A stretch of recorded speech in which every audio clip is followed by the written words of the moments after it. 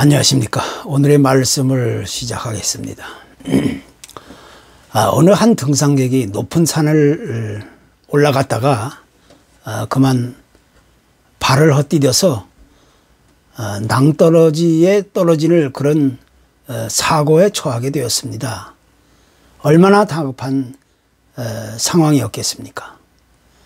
이 사람은 간신히 그때 기적적으로 나뭇가지 하나를 붙들고 생명을 구할 수 있는 그런 기회가 주어지게 되었습니다.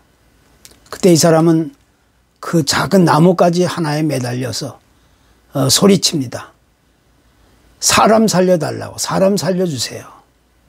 그런데 그 주위를 지나가는 사람은 아무도 없었고 그 어떤 소리도 응답도 없었습니다.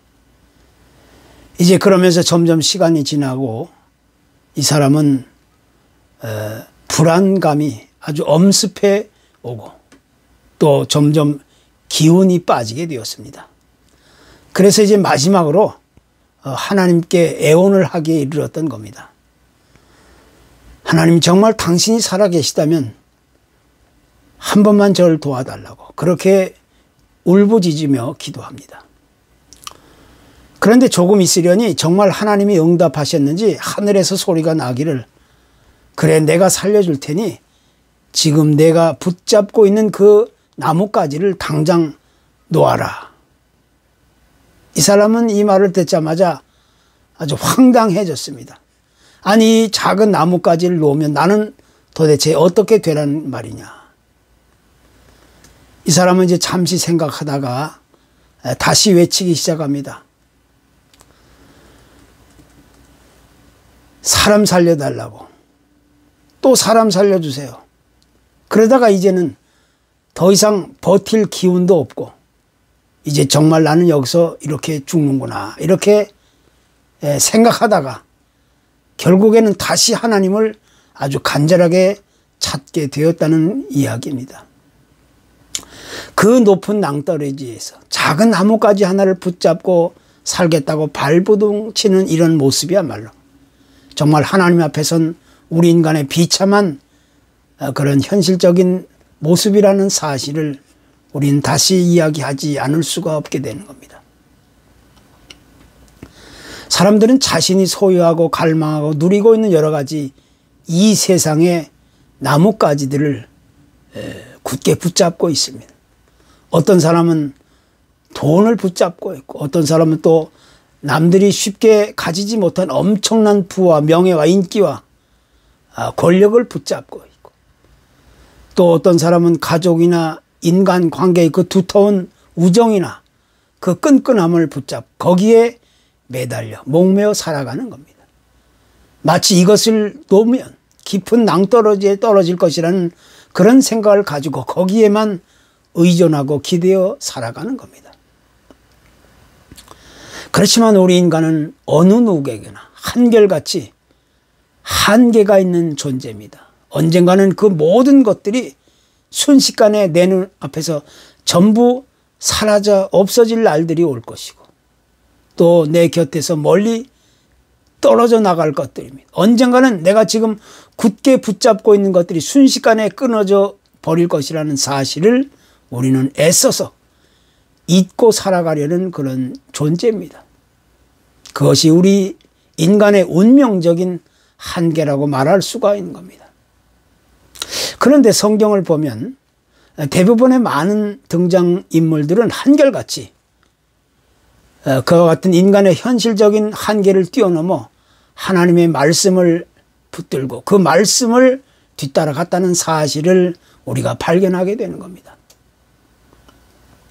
하나님의 말씀을 따라 고향을 멀리 등지고 먼 길을 정처 없이 떠났던 그 믿음의 조상 아브라함이 그랬고 또 하나님의 말씀을 의지하고 자기 민족을 구하기 위해서 이집트로 들어갔던 모세와 같은 지도자도 바로 그런 사람입니다. 또 신약 성경의 사도 바울 역시 자기에게 주어진 그렇게 화려하고 엄청난 그런 기득권을 단숨에 포기하고 고난의 길을 스스로 선택했던 그런 믿음의 결단이야말로 우리는 잊을 수 없는 사건이라고 이야기할 수가 있습니다. 그러한 성경의 모든 역사적 인물들을 생각하면 그들은 전부 현실에서의 불안, 또 염려, 걱정과 아픔, 고통 속에서 믿음을 포기하지 않고 진정한 참 평안을 얻을 수 있었던 사람들이라고 우리는 이야기할 수 있게 되는 겁니다. 주님의 제자들이 하루는 한밤중에 작은 배를 타고 갈릴리 호수를 건너게 되었습니다. 그런데 그때 느닷없이 갑자기 저 멀리서 물 위로 걸어오는 이상한 물체를 발견하게 됩니다. 이때 제자들은 겁에 질려가지고 무서워서 저것이 유령이라고 생각하며 소리칩니다. 거센 바람과 풍랑이 몰아치는 그 깊은 호수 한가운데서 한밤중에 이런 다급한 상황을 맞이하게 된 이 제자들이야말로 얼마나 놀랍고 무섭고 또 불안했겠습니까? 그러나 얼마 후에 그들은 그 이상한 물체가 주님이 일하신 사실을 깨닫고 나서야 놀란 가슴을 쓸어내리며 그 주님께 도움을 요청하게 되었습니다. 결국 그들은 그렇게 놀랍고 무섭고 죽을 것 같았던 캄캄하고 어두운 밤, 그 불안한 밤에 주님을 만나고 나서야 진정한 참 평안을 누릴 수 있었던 겁니다. 현대 살아가고 있는 많은 사람들 역시 너나 할 것 없이 이 복잡하고 다양한 종류의 불안감을 가지고 세상을 살아가고 있습니다. 학교를 졸업한 학생들은 취업 때문에 불안을 겪고, 또 직장에 들어간 사람들은 자기 장래에 대해서 불안함을 느끼고, 나이를 먹을수록 자기의 아이들의 그 육아나 그 노후 대책에 또 불안함을 느끼고, 또 자신의 건강 문제로 인해서 불안함을 느끼고, 또 언젠가 다가올 자신의 죽음에 대해서 우리 사람들은 불안감을 느끼며 그렇게 세상을 살아가고 있는 겁니다. 그래서 키르케고르는 우리 인간은 불안한 존재다, 이렇게 이야기하게 되었던 겁니다. 우리 인간은 누구나 세상에 살아가는 동안 늘 밀려오는 그런 불안을 쉽게 떨쳐버릴 수 없다는 그런 이야기입니다. 그런 반면 사실 따지고 보면 우리에게 밀려오는 여러 가지 불안과 두려움이 꼭 부정적이고 나쁜 영향력을 끼치는 것만은 아니라는 사실을 우리는 다시 기억해 볼 필요가 있는 겁니다. 쉽게 얘기해서 우리 인간의 불안과 염려와 두려움은 내일의 희망을 가진 사람들에게 누릴 수 있는 유일한 특권이고 삶의 에너지가 된다는 이야기입니다. 예를 들어서 학교에서 종종 1등만 하던 학생이 그 1등의 자리를 빼앗길까 봐 그 불안감 때문에 더 열심히 공부하게 된다면 그와 같은 불안은 오히려 그에게 유익이 되고 큰 도전이 될 수 있는 겁니다. 또 어떤 사람이 자기 건강을 염려하다가 그 건강 때문에 오히려 더 열심히 운동을 하고 여러 가지 노력을 하게 되면 그 사람이야말로 자기 건강에 대한 이 불안과 염려 때문에 나중에는 더 건강해질 수 있는 그런 찬스와 기회를 얻게 된다는 겁니다. 그래서 간혹 많은 사람들 중에 나는 어떤 두려움이나 걱정이나 근심이나 염려하는 마음도 없고 불안함이 전혀 없이 살아가고 있다, 이렇게 이야기하는 사람들은 사실은 자기의 교만함을 스스로 드러내는 어리석은 사람이라는 사실을 우리가 쉽게 깨닫게 되는 겁니다. 그런 사람이야말로 자기 속에 있는 이 잠재의식을 꺼내보면 여러 가지 불안함을 떨쳐버리지 못하고 있다는 사실을 우리가 발견하게 되는 겁니다.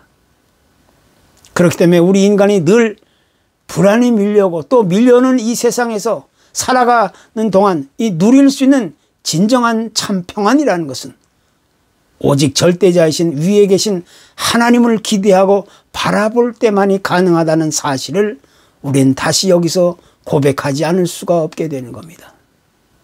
오늘 말씀에도 이런 사실을 아주 크게 강조합니다. 하나님은 우리의 피난처시요 힘이시니 환난 중에 만날 큰 도움이시라. 그러므로 땅이 변하든지 산이 흔들려 바다 가운데 빠지든지 바닷물이 솟아나고 뛰놀든지 그것이 넘침으로 산이 흔들릴지라도 우리는 두려워하지 아니하리라. 이렇게 시인은 고백하고 있습니다. 이와 같은 하나님의 말씀을 마음 깊이 받아들이고 그 말씀을 의지하여 살아가는 것마다 우리가 살아가는 이 불안한 세상에서 얻을 수 있는 진정한 참 평안이라고 얘기할 수가 있습니다. 그것이 우리가 믿는 그런 진정한 믿음이라고 이야기하게 되는 겁니다. 진정한 믿음, 이 참 신앙의 의미는 어떤 아무런 불안도 없고 염려도 없고 두려움도 없는 아주 고요하고 잔잔한 호수와 같은 인생을 사는 것이 결코 아닙니다. 진정한 믿음, 참 신앙의 의미는 비록 우리가 불안한 세상을 살아갈지라도 그 불안한 세상 안에서 진정한 참 평안을 누릴 수 있는 사람이야말로 진정한 참 믿음을 소유한 사람이라고 우리는 이야기할 수 있게 되는 것입니다. 우리가 이 세상의 현실을 바라보면 참으로 말할 수 없을 정도의 어둡고 캄캄한 흑암의 세상이라는 사실을 누구나 말할 수가 있습니다. 다시 이야기하면 이 세상은 처음 만들어질 때부터 늘 불안함이 함께 있는 세상인 겁니다. 아담과 하와는 자신이 저지른 그 죄의 문제, 불순종의 문제로 인해서 늘 불안해 살아야만 했고 또 사람들이 많아지면 많아질수록 살기 좋은 세상으로 변하는 것이 아니라 오히려 여러 가지 사건과 사고가 쉴 새 없이 일어나는 그런 불안한 세상이 된 겁니다. 또 오늘날과 같은 이 과학과 문명의 최첨단의 시대에 있어서도 여전히 사람들 사이에서는 사건과 사고가 끊이지 아니하고 이어지고 이 불안한 세상은 오히려 세상 끝날까지 더 왕성하게 계속 반복되어 가고 있는 겁니다. 그래서 이 세상은 그 어떤 인간의 수고나 수단이나 노력이나 방법이나 기술이나 또 능력이 있다 할지라도 계속 반복적으로 이어 내려오는 이 불안함을 쉽게 떨쳐버릴 수 없는 것이 이 세상의 우리 인간의 한계인 겁니다. 그렇기 때문에 성경은 강조하기를 이사야서 41장 10절에서 두려워 말라 내가 너와 함께함이라 놀라지 말라 나는 내 하나님이 됨이라 이렇게 우리에게 선언해 주고 있는 겁니다. 우리가 하나님의 말씀 안으로 들어갈 때만이 우리가 이 불안한 세상에서 진정한 참 평안을 누릴 수 있는 유일한 기회가 된다는 사실을 성경은 누누이 강조해 주고 있습니다. 이제 우리는 여기서 신약성경 고린도후서 5장 17절을 다시 한번 기억해 볼 수가 있는 겁니다. 누구든지 그리스도 안에 있으면 새로운 피조물이라 이전 것은 지나갔으니 보라 새 것이 되었도다. 그러니까 우리 그리스도인은 여전히 세상 사람들과 똑같이 불안한 세상을 떨쳐버리지 못하고 그 안에서 살아가는 아주 미약한 연약한 존재지만 그러나 우리가 그리스도의 말씀을 따라 그와 함께하는 삶을 살 수만 있다면 바로 그때 우리는 새로운 피조물이 되어 세상 사람들과는 전혀 다르게 아름답고 영원한 생명의 삶, 새로운 인생, 진정한 참 평안을 누리며 살 수 있게 된다는 사실을 성경은 우리에게 레슨해 주고 있는 겁니다. 우리가 불안한 세상에서 진정한 참 평안을 누릴 수 있는 유일한 길은 세상의 그 어떤 조건이나 혹은 어떤 처지나 상황이나 환경이나 문제가 아니라 오직 그리스도의 말씀에 의한 새로운 변화에 의해서만 가능해진다는 사실을 성경은 우리에게 가르치고 있습니다. 그리고 그것은 오직 우리 인간의 선택에 의해서만이 결정되어진다는 것입니다. 어느 한 가정주부가 있었습니다. 이번이 불안 증세가 심해지면서 정상 생활도 할 수 없을 정도로 아주 심한 고통을 받게 되었습니다. 아침에 눈을 떠서 밤에 잠이 들 때까지 늘 불안감이 떠나지 않고 어떨 때는 밤잠까지 설치곤 했다는 겁니다. 아이들이 학교에서 가면 잘 지내고 있는지 불안합니다. 남편이 운전 중에 사고가 나는 것이 아닐까 늘 불안함. 또 집을 비운 사이에 강도가 들면 어떻게 하나 불안해하고, 여러 가지 고치기 어려운 불치의 병에 걸리면 어떻게 하나 불안해하고, 또 내가 혹시라도 일찍 죽으면 남은 가족들은 어떻게 될까. 그런 늘 불안이 그에게 그치지 않았습니다. 만약 이렇게 된다면 이것은 어디까지나 이 병적인 불안 장애라고 볼 수가 있습니다.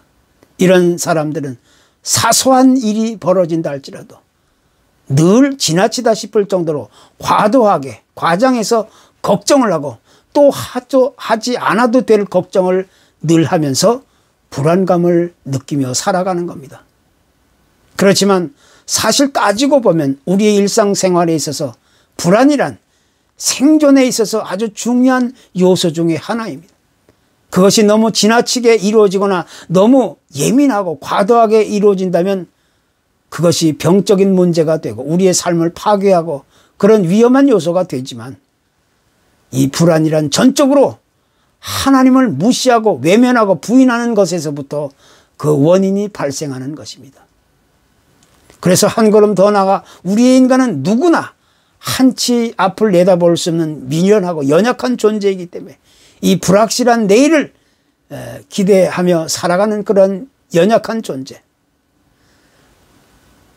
누구나 불안할 수밖에 없는 것이 피할 수 없는 우리 인간의 현실입니다. 그러나 여기서 우리가 조금만 더 깊이 생각하고 또 생각해 본다면 우리의 현실이 아무리 어둡고 캄캄하고 아무리 불안한 세상이 계속해서 우리에게 닥쳐온다 할지라도 우리가 유일하게 진정한 참 평안을 누리며 살아갈 수 있는 방편은 오직 예수 그리스도가 주는 참 평안이라는 사실을 우리는 다시 고백하며 또 선언하게 되는 겁니다. 아무쪼록 우리가 세상에서, 이 불안한 세상에서 살아갈지라도 그리스도 안에서 참 평안을 경험하며 누릴 수 있는 귀한 하나님의 사람들이 되기를 간절히 소원합니다. 감사합니다.